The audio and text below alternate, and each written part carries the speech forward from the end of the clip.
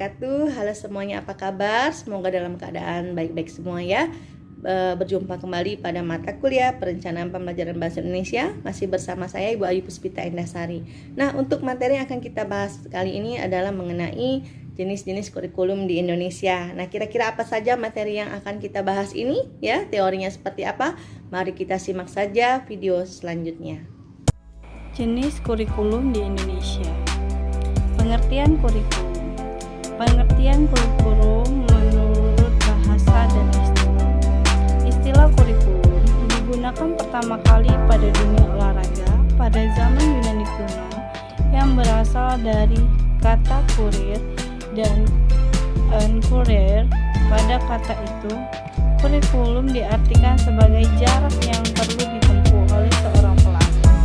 Orang yang mengistilahkan dengan tempat berpacu atau tempat berlari dari mulai start sampai finish untuk memperoleh medali atau penghargaan.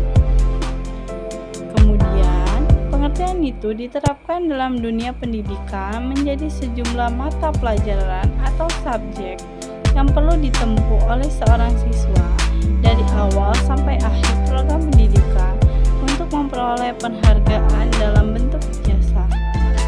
Jenis-jenis kurikulum. 1. Kurikulum ideal. Kurikulum ideal adalah kurikulum yang bertujuan untuk dapat dilakukan dan menjadi acuan atau pedoman guru dalam proses belajar dan mengajar. Oleh sebab itu, kurikulum ideal merupakan pedoman wajib bagi guru. Kedua, kurikulum aktual. Kurikulum aktual adalah kurikulum nyata yang dapat dilaksanakan oleh guru sesuai dengan kondisi yang ada. Misalnya saja, jika dalam praktik di sebuah sekolah dalam mengamati mikroorganisme, maka setiap anak akan dapat menggunakan mikroskop. Dan terakhir, ketiga, kurikulum tersembunyi. Kurikulum tersembunyi adalah kurikulum yang pada dasarnya hasil dari suatu proses pendidikan dan tidak direncanakan, artinya suatu perilaku yang muncul di luar tujuan yang telah dideskripsikan oleh guru. Tujuan dibuatnya kurikulum.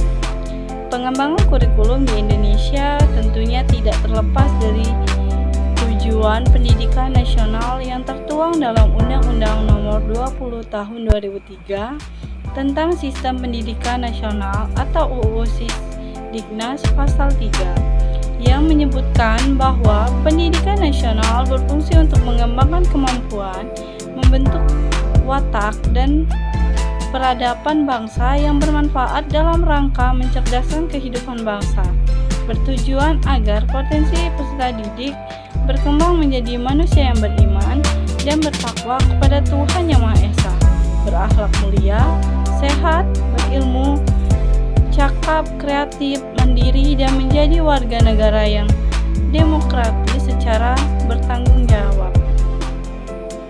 Kurikulum di Indonesia. 1. Kurikulum Rencana Pelajaran tahun 1947 menekankan pada pembentukan karakter manusia yang beradab dan bersejajar dengan bangsa lain. Kedua, kurikulum Rencana Pelajaran terurai pada tahun 1952 terdapat silabus mata pelajaran yang lengkap dengan suatu pelajaran diajarkan oleh seorang guru. Ketiga, kurikulum 1964 pembelajaran dipusatkan pada program pancawardhana, yaitu pengembangan moral, kecerdasan, emosional, keterampilan, dan jasmani. Keempat, kurikulum 1968 perubahan struktur kurikulum pendidikan dari pancawardhana menjadi pembinaan jiwa Pancasila, pengetahuan dasar, dan kecakapan khusus. Kelima, kurikulum 1975 menggunakan prosedur pengembangan sistem instruksional atau PPSI untuk merencanakan metode, materi, dan tujuan pembelajaran. Keenam, kurikulum 1984 mengusung proses skill approach dengan pendekatan GBSA atau guru belajar siswa aktif dan berorientasi pada tujuan instruksional. 7. Kurikulum 1994 dan suplemen kurikulum 1999. Tujuan pengajaran menekankan pada pemahaman konsep dan keterampilan menyelesaikan dan pemecahan masalah. Kedelapan, kurikulum berbasis kompetensi atau KBK. Tahun 2004, KBK mempunyai ciri-ciri yang menekankan pada tercapaian kompetensi siswa baik secara individual maupun klasikal, berorientasi pada hasil belajar dan keberagaman. Kesembilan, kurikulum tingkat satuan pendidikan atau KTSP.